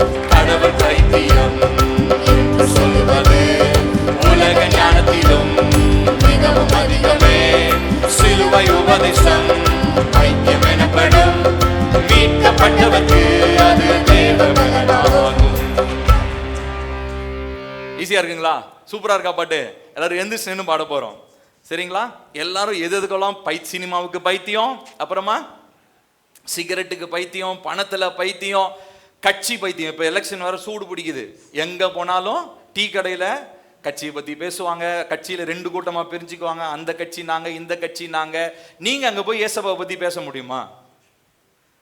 ஏடா பைத்தியக்காரர்களே அப்படின்னா நம்மள அவன் பைத்தியக்காரனே அப்படின்வான். பரவாயில்ல. இப்போ நம்ம என்ன பண்ண போறோம்னா, இப்போ இந்த பாட்டை உண்மையாலுமே உணர்ந்து நம்ம பாட போறோம். சரியா? நான் இயேசுவுக்கு பைத்தியக்காரன், நீ யாருக்கு? வீண் பெருமை புகழ் ஆஸ்தி குப்பை என்று தள்ளிடு. நீ துடைத்து போடும். ஆமா, என்னைய பார்த்து டிஷ்யூ பேப்பர் மாதிரி தொடச்சி இவனை வெளியே தூக்கி போட்டுடலாம்னு நினைச்சாலும் வார்த்தை என்ன சொல்லுதுங்க?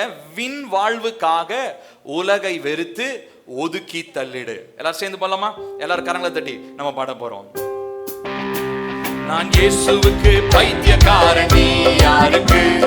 பெருமை புகழ் ஆஸ்தி குப்பை என்று தள்ளிடு. நான் துடைத்து போடும் அழுகை போல காணப்பட்டாலும் உலகை வெறுத்து ஒதுக்கி தள்ளிடு. திரும்ப சொல்லுவோம்.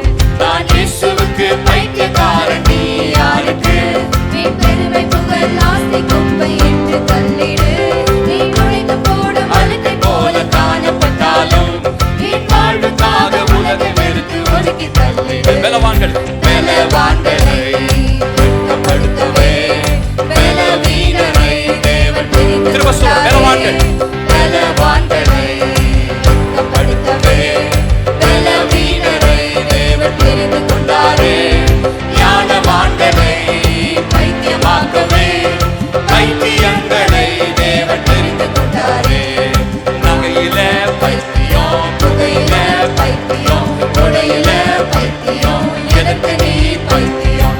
மண்ணாச பைத்தியம், பொன்னாச பைத்தியம், மயக்க மருந்து பைத்தியம், நீ எதற்கு சாராய சாராய பைத்தியம், வீர சின்ன பைத்தியம், ரம்ம விஸ்கி பைத்தியம், எதற்கு நீ பைத்தியம்? Coffee tea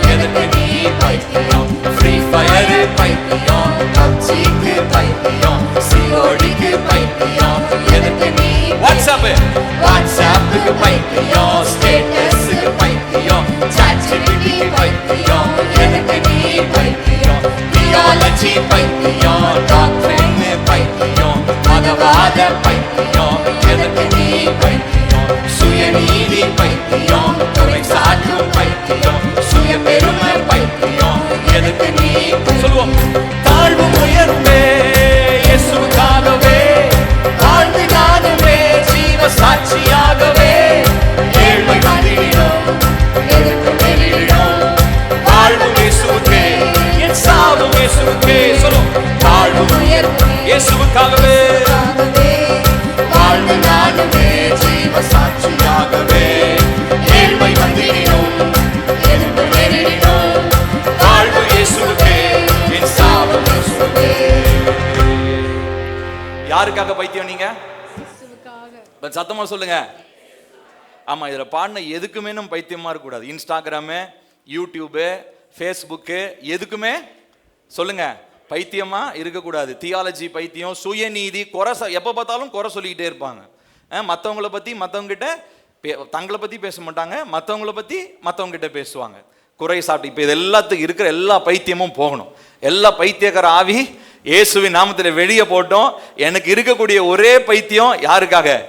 இயேசுக்காக. நான் வைராக்கியமா பைத்தியமா இருந்தா அவங்க உயிரை கூட கொடுக்கறதுக்கு என்ன பண்ணுவாங்க? அப்படிதான் சொல்லுவாங்க. பைத்தியமா ஏயா இருக்கிற? பைத்தியமா இருக்கிறவன் தான் இயேசுக்காக உயிரை கொடுக்க முடியும். இயேசுக்காக அவன் வாழ முடியும். இயேசுவுக்கு சாட்சியா வாழ முடியும்.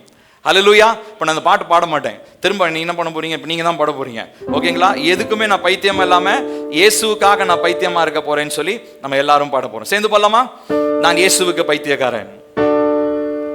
நான் இயேசுவுக்கு பைத்தியக்காரன். நீ யாருக்கு? வின் பெருமை புகழ் ஆஸ்தி குப்பை என்று தள்ளிடு. துடைத்து போடும் அழுக்கை போல காணப்பட்டாலும் உலகை வெறுத்து ஒதுக்கி தள்ளிடு. நான் இயேசுவுக்கு பைத்தியக்காரன். நீ யாருக்கு? ஆஸ்தி குப்பை என்று சொல்லிடு. அழுக்கை போல காணப்பட்டாலும் வாழ்வுக்காக சொல்லுங்க. பலவான்கள் பலவான்களை வெட்கப்படுத்தவே, பலவீனரை தேவன் தெரிந்து கொண்டாரே. ஞானவான்களை பைத்தியமாக்கவே, பைத்தியங்களை தேவன் திரும்ப சொல்லுங்க. பலவான்களை வெட்கப்படுத்தவே, பலவீனரை தேவன் தெரிந்து கொண்டாரே. ஞானவான்களை பைத்தியமாக்கவே, பைத்தியங்களை தேவன் தெரிந்து கொண்டாரே. நகையில பைத்தியம், புகையில பைத்தியம், உடையில பைத்தியம், எதற்கு நீ பைத்தியம்? மண்ணாச பைத்தியம், பெண்ணாச பைத்தியம், மயக்க மருந்து பைத்தியம், நீ எதற்கு பைத்தியம்? சாராய பைத்தியம், வீடு சின்ன பைத்தியம், தங்க விஸ்கி பைத்தியம், எதற்கு நீ? காஃபி டீ பைத்தியம், பதவி ஆசை பைத்தியம், ஆளுக்காக பைத்தியம், நீ எதற்கு பைத்தியம்?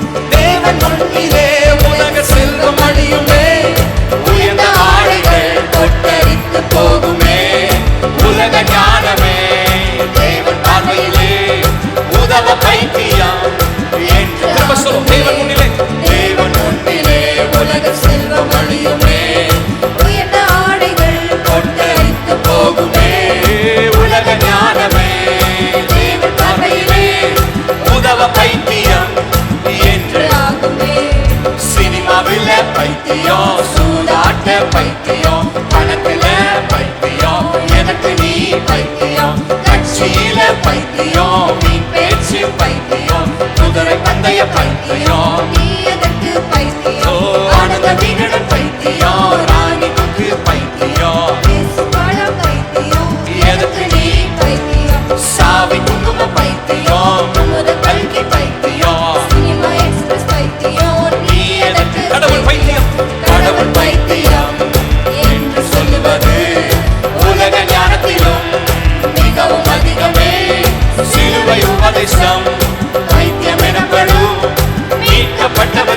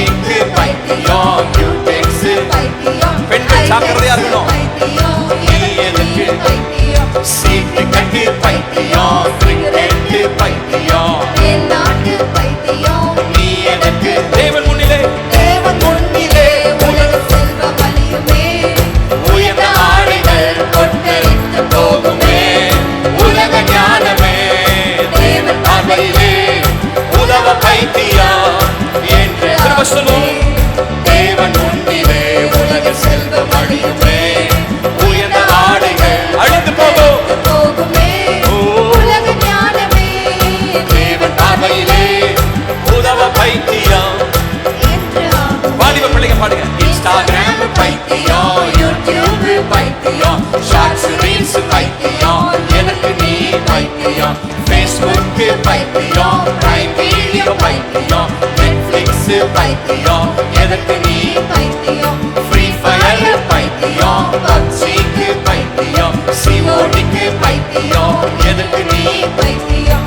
வாட்ஸ்அப் பைத்தியம், ஸ்டேட்டஸ் பைத்தியம், சாட்ஜிபிடி பைத்தியம், எனக்கு நீ பைத்தியம். தியாலஜி பைத்தியம், டாக்டர் பைத்தியம், மதவாத பைத்தியம், எனக்கு நீ பைத்தியம். சுயநீதி பைத்தியம், குறை சாட்டு பைத்தியம், சுய பெருமை பைத்தியம். சந்தோஷத்தை சேர்ந்து பாடுவோம். தாழ்வும் உயர்வுமே இயேசுவுக்காகவே, வாழ்வு நானுமே ஜீவ சாட்சியாகவே. ஏழ்மை வந்திடினும் எதிர்ப்பு நேரிடினும் வாழ்வும் இயேசுவுக்கே. திரும்ப சொல்லுவோமா? தாழ்வும் சேர்ந்து சந்தோஷம் உயர்வி. இயேசுவுக்காகவே, வாழ்வு நானுமே ஜீவ சாட்சியாகவே. ஏழ்மை வந்திடினும் எதிர்ப்பு நேரிடினும் வாழ்வும் இயேசுவுக்கே, என் நாடும் இயேசுவுக்கே. கண்களை மூடுவோம், தேவனை நோக்கி பார்ப்போம். ஏசப்பா, இந்த நல்ல நாளிலே கர்த்தாவே உம்முடைய சமூகத்திலே நாங்கள் உலகத்திற்குரிய பைத்தியக்காரர்களாக, உலகத்தின் காரியங்களுக்காக, அழிந்து போகிற உலக செல்வங்களுக்காகவும் பணத்திற்காகவும் மற்ற அந்தஸ்து இப்படி பல காரியங்களுக்காக பைத்தியக்காரர்களாய் இருந்த எங்களை அழைத்து சிலுவையின் உபதேசத்திற்குரிய பைத்தியக்காரர்களாய் எங்களை மாற்றி இருப்பதற்காக ஸ்தோத்திரம். இந்த உலகம் எங்களை பார்த்து 1000 விஷயம் சொல்லட்டும்ப்பா, எங்களை ஏளனமா பேசட்டும்ப்பா, எங்களை கிண்டல் அடிக்கட்டும், என்ன ஆனாலும் பரவாயில்ல, நாங்க உங்களுடைய வசனத்திலும் ஆவியானவருடைய நடத்திப்பிலும் ஆவியானவர் எங்களுக்கு கொடுக்கிற வெளிப்பாட்டிலும் கர்த்தருடைய வசனத்துக்கு கீழ்ப்படிவதிலும் நாங்கள் இந்த நாளிலே நாங்கள் தெளிவாய் நடக்க போகிறோம் என்று சொல்லி நாங்கள் இந்த நாளிலே ஒரு தீர்மானம் எடுக்கிறோம்ப்பா. உலகத்தோடு ஒத்து போகிற வாழ்க்கை இனி எங்களுடைய வாழ்க்கையில இருக்க போவது இல்ல ஆண்டவரே. அப்பா, உலகத்தோடு சமரசம் பண்ற எந்த காரியங்களும் எங்களுடைய வாழ்க்கையில நாங்கள் அனுமதிக்க போவது இல்ல ஆண்டவரே. இது உம்முடைய வருகையின் கடைசி நாட்கள் அப்பா. யுத்தங்களின் செய்திகளையும் கேள்விப்படுவீங்கன்னு சொல்லி இருக்கீங்களே அப்பா, இது நாட்கள் ரொம்ப சமீபமா இருக்கிறது. ஆகையினாலே உலகத்திற்குரிய எல்லா பைத்தியங்களையும் நாங்கள் விட்டுவிட்டு நாங்களும் எங்கள் குடும்பமும் இயேசு ராஜா ஒருவருக்கே கர்த்தாவே நாங்கள் பைத்தியக்காரர்களாய் வாழவும் சாகவும் நாங்கள் துணிந்தவர்களாய் இயேசுவினுடைய ராஜ்யத்திற்காக எழும்பி நிற்கிற ஒரு வைராக்கியத்தினால கர்த்தர் நிரப்புங்க ஆண்டவரே. அன்றைக்கு ஸ்தேவானை கர்த்தர் நிரப்பி அப்ப ஒருவரும் எதிர்க்க முடியாத அளவுக்கு ஞானத்தை அந்த படிப்பறிவில்லாத மனுஷனுக்கு நீர் தந்தீரே. அதை போல உம்முடைய பிள்ளைகள் நாங்கள் ஆவியானவரால் நடத்தப்பட்டு பரிசுத்தருடைய வெளிப்பாடிலே தெளிவாக நடக்கும் பொழுது எங்களுக்கு எதிராக நிற்கக்கூடிய மனிதன் எந்த சக்தியும் ஒரு நாளும் இருக்க போவது இல்லை அப்பா. நாங்கள் தைரியமாக நாங்களும் எங்கள் குடும்பத்தினரோ இயேசுவே உமக்கு சாட்சியாக அப்பா சிலுவையின் உபதேசத்தை குறித்து வெட்கப்படாமல் தைரியமாக பேச கர்த்தர் எங்களை பலப்படுத்துவீராக. இதனால் நீர் எங்களோடு பேசின இந்த வார்த்தைக்காக ஸ்தோத்திரம்.